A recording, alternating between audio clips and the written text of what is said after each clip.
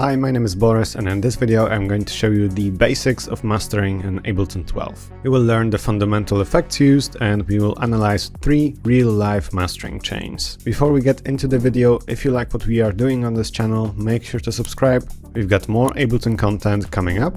If you'd like to learn Live 12 with all the foundations of music production, check out our Beginner to Advanced Live 12 Start to Finish course. And if you would like to learn more about mastering to industry standards, make sure to see the Mastering from Start to Finish course. Alright, so let's get started. Now, first of all, before we get into the details of mastering, it's really important to mention that in many cases, a lot of problems can be fixed by going back to the mixing stage. Mastering is just like a cherry on top, which just polishes up the overall signal. But if you're lacking high end, the first solution could be to take a look at some of the mixing before you just boost the high end on the master track. That's also because you can have a lot more control over the individual elements if you go and process them directly on any of the groups or maybe on the individual instrument tracks. And the master track should be used for changes which can be applied to the overall signal. There are some effects that work especially well on the master track. A very typical mastering chain would involve an EQ. This could be a channel EQ. This could be like a more detailed EQ8 type device. The important distinction is that we are not doing big cuts or big boosts. We are just balancing out the frequencies in comparison to a reference track. So we would probably have a reference track loaded up also into the mastering project. We would be comparing the low end, the mid-range and the high end to that reference track and trying to adjust our track to fit better and make it sound as good as the reference. Another thing that is very often used on mastering chains is compression. A very good effect in Ableton Live is the glue compressor, which is an analog style simple compressor. It doesn't allow you to go absolutely over the top. It's got minimal controls, but this can be very beneficial on the mastering chain as it won't tempt you to create really crazy adjustments. And typically the compression would be used to add a bit of energy, maybe a bit of pumping to the overall mix to squash the signal a bit, reduce the dynamic range, or add a bit of punch to the signal. But the compression shouldn't be over the top. Now, towards the end of the signal chain, there's typically either a limiter or maybe a soft clipper or some sort of combination. And this makes sure that the signal does not exceed a certain threshold. And we will also take a look at this in each of these chains that we're going to be analyzing today. Now, some things are also very standard in every of these chains. Typically, you also have a mono button. Somewhere you could use the utility effect in Ableton. This allows you to check the mix in mono to make sure there is no crazy phasing, that the low end stays really mono, and so that there is no crazy phasing on the high end. And this is done so that the low end doesn't disappear on a club system, which typically would have the subwoofers in mono. And also this would be done so that when your track will be played on a mono speaker, like a cheap portable speaker, or maybe even just a phone, that it would sound good. Obviously, there will be some loss to the mono signal because typically we master our tracks with lots of stereo effects.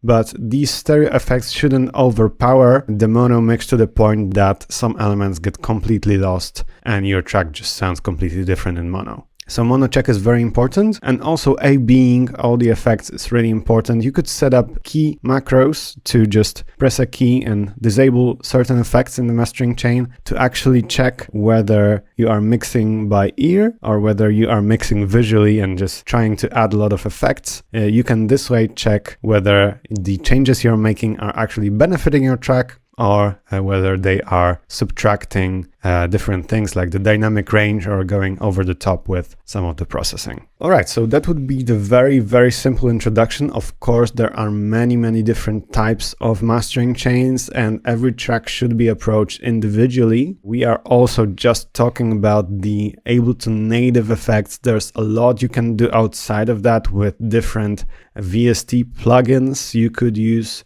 different hardware also to do mastering, but we are staying with only Ableton native devices here. So let's take a look at the first track. Here is the mastering chain. I am going to play it first without the chain, and then I will enable it. So let's play it before mastering.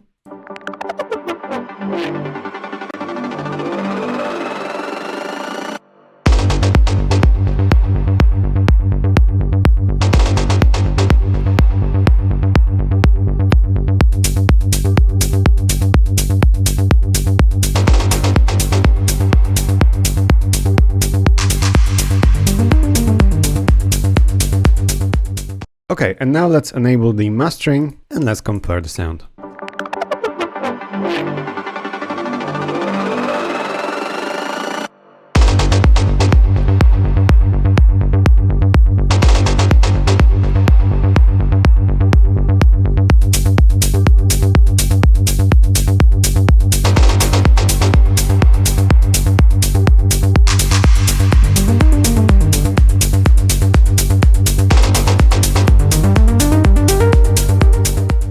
Alright, and now also a very important distinction is that a common mistake with analyzing mastering is that you are judging louder as better. So I'm going to try to balance out the gain a bit in the post-production of this video. If you are judging your mix, you can also maybe add a utility towards the end of your mastering chain to actually try to match the loudness before and after, yet to just make sure that you are not judging louder as better. First of all, let's take a look at the first device in this mastering chain. We've got the mono check button, and we can use this to just check what it sounds like in mono. So we could just enable it.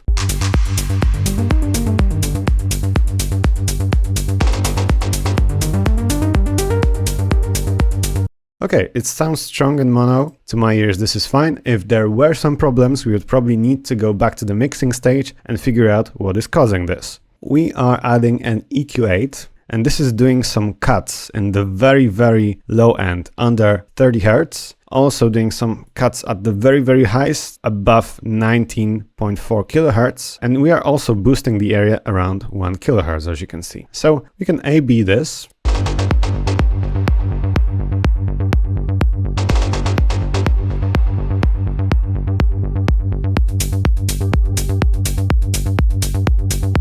And this is a very, very subtle difference. And by cutting some of the very, very subs, we could be gaining some dB that we can push our track into the limiter later on. And yeah, the frequencies, for example, below 30 Hz, this is more felt than heard. So we could opt out to remove them like this. Okay, so next up, we are using saturation, and this is not an effect I was talking about earlier. Saturation is also quite common in mastering, and this just allows you to add that analog gritty feel towards the entire mix. And yeah, it just makes the track sound more distorted and aggressive. So let's compare this saturator before and after.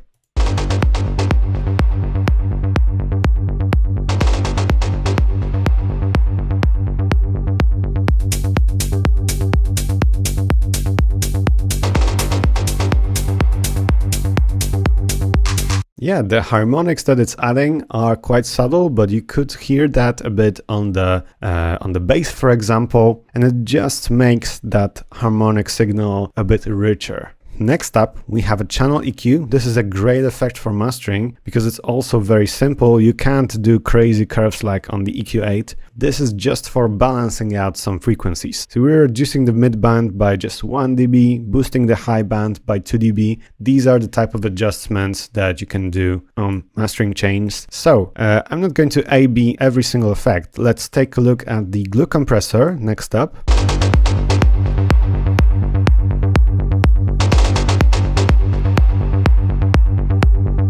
So what you can see here is that we are not using it as a typical compressor. We are not doing this, but we are driving the makeup a bit, and this just raises the signal, and we are doing a bit of soft clipping here. So listen what this sounds like if we really boost the makeup. it's getting some distortion, some clipping. Yeah, so the soft clipping just adds that warmer sounding clipping to the overall signal. We are just pushing the track up into the louder range, and if we had a plugin which also gave us the LUFS value, which is the loudness parameter, it would obviously be higher. So we've got that, and then we can also enable the limiter.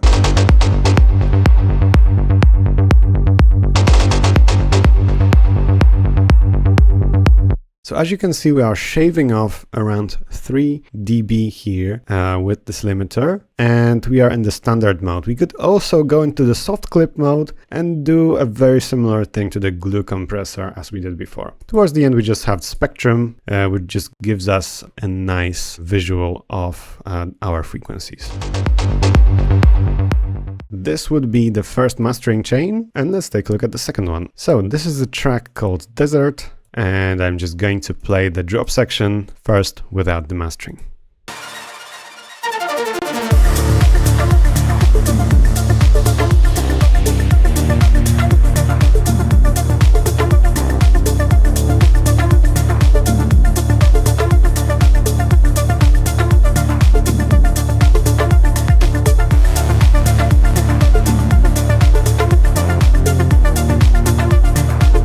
And now I'm going to enable the mastering, and let's hear it.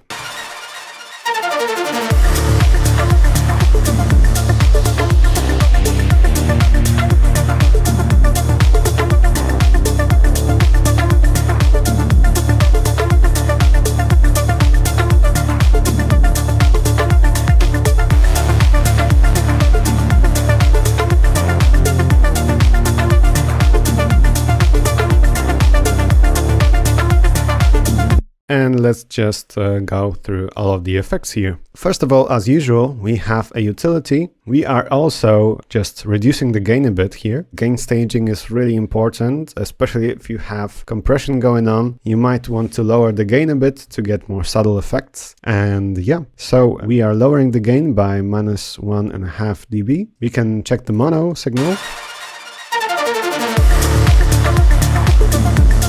It's quite strong, so this should be fine. Yeah, of course, you need to listen to the entire track, but we don't have time for that in this tutorial. In the EQ8, we are getting some mid-side balance here. We are using it in mid-side mode, and this is also really nice for mastering. You can process differently the mono signal and the sides. And as you can see on the mono signal, we are cutting the frequencies below 25 Hz, boosting a bit around 4 kilohertz, and on the sides we have a shelf above 150 Hz. And yeah, we are just boosting the sides, making it a bit wider, or just so that the stereo signal is felt more. Alright, so next up we have a glue compressor. It's very subtle. We are barely moving the needle here. We could actually skip this effect. We have this EQ8, which is reducing this resonance around 200 Hz and also boosting some area around 1.5 kilohertz. So let's listen to it now.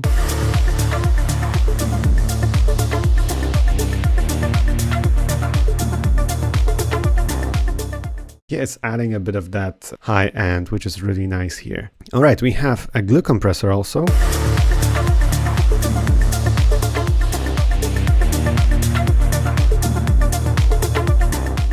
We have high attack here, which is letting through the kick drums and adding a bit of pumping to the overall signal. So this is creating a more compressed, energetic feel in the track, and this is really heard. We could compare this to a minimal attack setting, and you will hear a drastic difference. So let's compare this.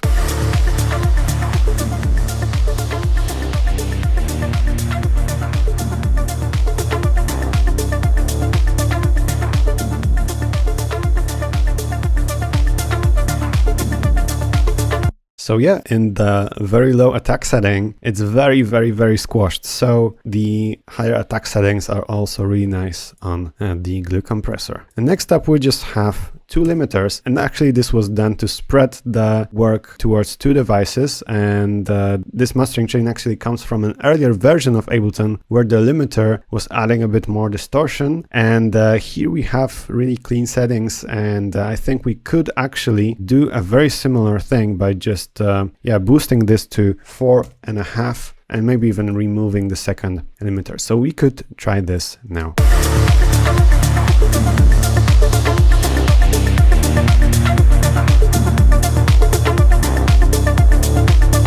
So as you can see, we are shaving 2 to 3 dB of gain, 2.5. This pushes our track into the desired LUFS loudness range. Okay, so let's take a look at the last mastering chain for today. This is a techno track called Compound, and as usual, let's listen to the drop section without the mastering first.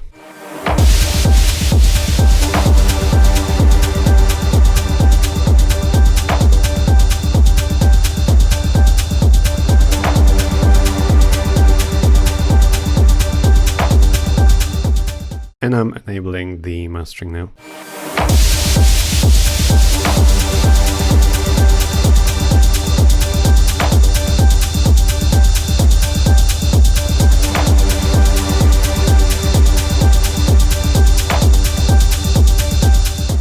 So let's go through the effects. First of all, we just have utility, very typical. This time, instead of lowering the gain, we are just raising it. We could try the mono signal.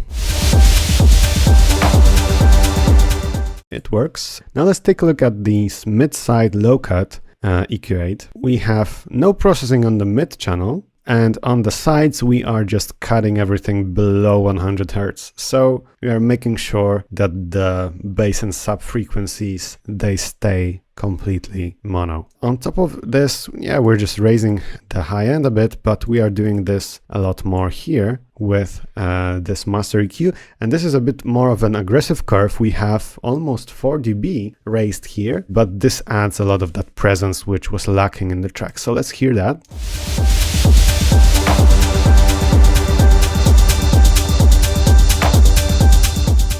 You can really hear that on the instruments and drum sounds that have higher frequencies. All right, so next up we have a compressor. Let's hear what it's doing.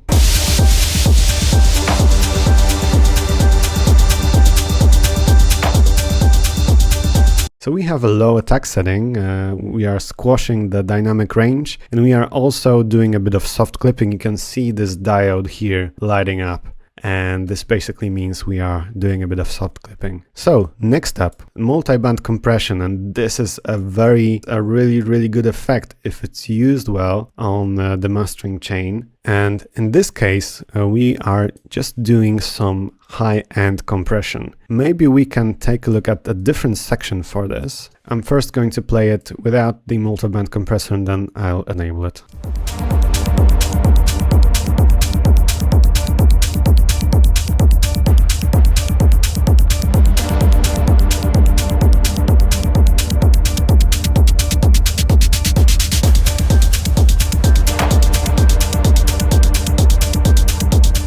Okay, so as you can see, even visually here, we are doing some compression to the high end, and it's just making this attack a bit more aggressive on the hi-hats and just making our high end a bit more exciting here, just adding a bit of aggression to the high end. All right, and towards the end, we have 3 effects. First of all, we have a limiter. Then we're just doing some gain raising with utility. You could also do that with the input gain here. We have another limiter. Similar tactic to track number 2, only that in the new version of Ableton, you could actually try doing this on a single limiter and it should work fine. And yeah, so here's the end result.